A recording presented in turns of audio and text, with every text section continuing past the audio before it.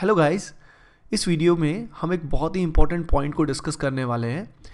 इस वीडियो में मैं आपको बताने वाला हूँ what is the best way to fill OMR sheet in any exam. अब आपके एग्ज़ाम्स आने वाले हैं तो उस एग्ज़ाम्स में OMR शीट को फिल कैसे किया जाए ताकि आपका रिजल्ट मैक्सिमाइज हो सके।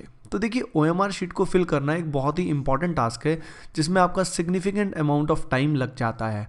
तो किस तरीके से उसको फिल करना चाहिए ताकि आपका टाइम वेस्ट जो है वो मिनिमाइज हो सके और आपका रिजल्ट मैक्सिमाइज हो सके।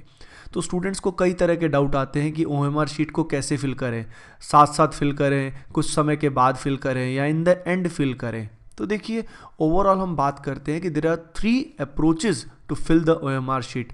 पहली अप्रोच जो होती है वो कुछ ऐसी होती है जिसमें आप हर क्वेश्चन को सॉल्व करने के बाद बबल्स को फिल करेंगे। So it is the regularly filling it with each question. एक अप्रोच ये है। The second approach is filling it periodically, यानी आपने 10-15 क्वेश्चन कर लिए, 20 क्वेश्चन कर लिए, फिर OMR को फिल किया और इस तरीके से आपने रेगुलर इंटरवल्स पे उसको फिल किया। इसके बाद the third way is the filling it in the end, यानी पहले आपने सारे क्वेश्चंस कर लिए और जब फाइनल लास्ट में जाके आपने क्या कर दिया, बबल्स को डार्क कर।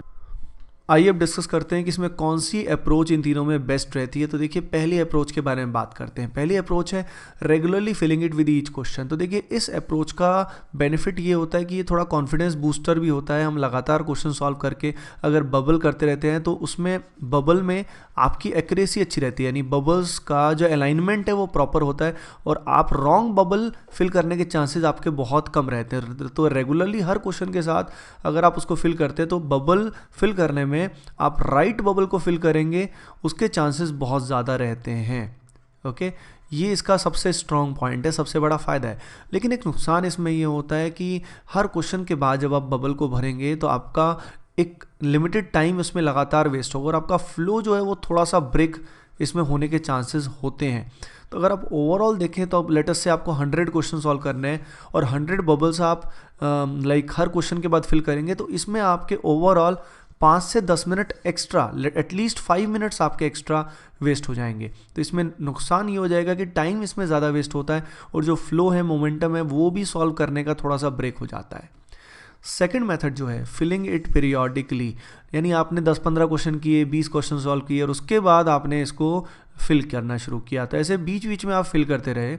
ओके, तो इस केस में आपकी एक्यूरेसी भी ठीक ठाक मेंटेन रहेगी, उसके अलावा आपका फ्लो भी ज़्यादा ब्रेक नहीं होगा। इनफैक्ट बेनिफिट रहेगा क्योंकि हर 20 क्वेश्चन के बाद जब आप ये बबल्स को फिल करेंगे तो बबल्स तो अच्छे से फिल हो ही जाएंगे, प्लस उसके अलावा आपको बीच में थोड़ा सा ब्रेक भी मिल जाएगा, जैसे आपको थोड़ा सा एक तरह से सॉर्ट ऑफ मेंटल रेस्ट भी मिल जाएगा।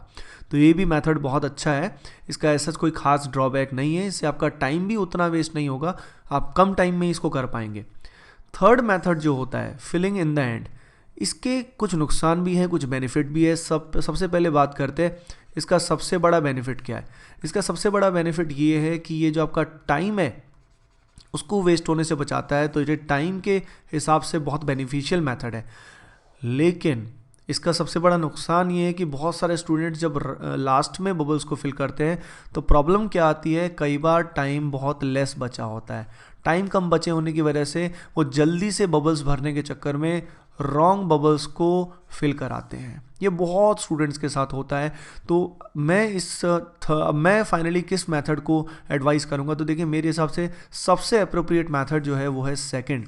आप पीरियोडिकली इसको फिल करें, इन द एंड अगर फिल करेंगे तो कई बार जल्दी में क्या हो जाएगा, प्रॉब्लमेटिक हो जाएगा। कई बार बबल्स मिस भी हो जाते हैं और एग्जामिनर पेपर को छीन लेता है। मैंने कई स्टूडेंट्स को देखा है ऐसा होते हुए, ध्यान ही नहीं रहता सॉल्व करते करते कि टाइम खत्म होने वाला है। तो filling in the end is risky actually.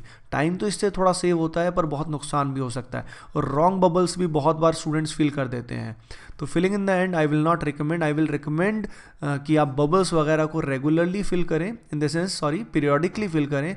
After some 10-15 question solve किया आपने, फिर फिल किया। इस तरीके से आपको बीच बीच में रेस्ट भी मिलेगा और आपका फ्लो भी मेंटेन रहेगा और टाइम वेस्टेज भी आपकी क्या रहेगी, मिनिमाइज होगी।